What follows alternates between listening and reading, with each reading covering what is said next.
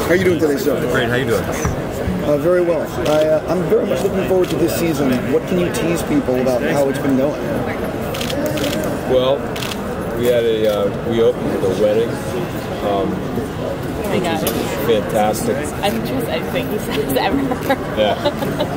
Fantastic way to kick it off. I think it gives you a chance to see a lot of our characters in a happier space. There's smiles. You actually see Ryan Hardy's teeth. Their love. And there's new love interests, and so that's really kind of different and fun. And I'm not going to say that it doesn't get dark pretty quickly. It does, but it's a nice place to start. Where are you in the shooting schedule? We're just about to start episode 3 this week. So it's going. No killing or anything in the first episode. Oh, okay. There's plenty of killing. Yeah. I mean, it's the following. I mean, you gotta death and destruction. To the vibe of the show, and I think there's also, one of the things that I feel is that it's important that we continue to surprise people, because that was one of the things that really struck me when I picked up the script, pilot, I read it, and I went, holy shit, I didn't see that coming. We want to keep those kinds of moments happening. How much do you know about the overarching arc of the season? How much is it discussed with you and get feelings, or are you sort of looking at it a script at a time? No, I mean, I have a pretty good idea about the arc of the season, but even that being said, there still are things that surprise me. And it's also, I found this in the first 2 seasons as well, is that you can have a blueprint,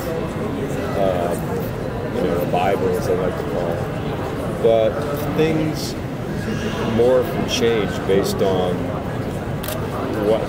what's happening on screen. In other words, the relationship between the Mike Weston character and my character.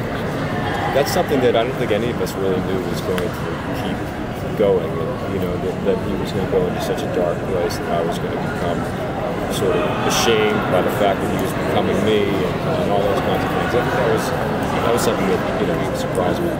I'd like to know about Joe Carroll. How will be the relationship between you guys? Well, last year we shot 2 endings. One where Joe lived and one where Joe died. Luckily, we used the one where Joe lived. He is a part of the show. We're not going to see him right away. It's going to take a few episodes for him to, show up, but he is in jail. And we have really interesting ideas about how to get the 2 of us back together, because we really want to have scenes that we can play. I want to play scenes with him, and James is fantastic, and I think our fans have really embraced him as one of our favorite bad guys ever. He's also sort of the tip of the iceberg. There's evil that's bigger than Joe. What is it about your character? What's about your character thematically that you're kind of interested in exploring? I think the idea that I've always felt, one of the first things that Kevin Williamson, who created the show, said to me was, this is a guy who's been surrounded by death. And that was my hook to move forward with the character. Because I've been so surrounded by death, I said numerous times, the people that get into my life get hurt. They get hurt emotionally or physically. A lot of them die. A lot of them are stabbed or killed. So as a result of that, I've pushed people away. Lovers, friends, family members. This year, I'm actually able to let them into my life. And that's the biggest thing that's kind of thematically changed. You were hesitant when you signed on. You talked about how you weren't sure about signing on to a TV schedule. Has that changed for you now? Are you more okay with the production side of it now? It wasn't so much the schedule as it was, I kind of had leftover snobbery based on the fact that when I started, long before you were born, there was television was not where you wanted to be. Well, not where I wanted to be. You were either a movie actor or TV actor, and that it was hard for me to kind of get my head around that. And also, I went, don't be an idiot. You love these television shows. That's what you're watching. Look at these actors. Look at Gandolfini. Look at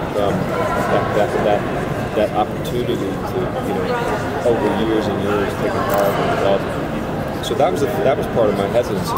I mean, yeah, I didn't want to do 22, and they said they were willing to shoot 15. So the reason for that was not because I thought I would get too tired, but because I wanted to have opportunities to do it.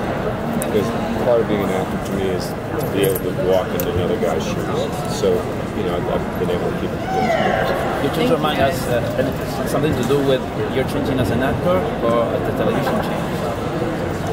I think both. Yeah, it sort of happened simultaneously.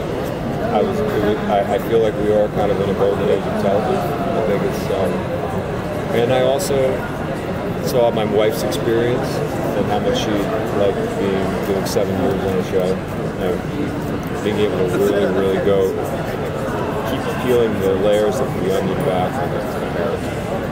I think it's also, Thank you. But I think it's one of the strengths when you don't try to be 22. Like when you do 13 or 15, you can make a story. You know what I mean? It actually adds to your show. I think it really is a tremendous pressure on the writing team.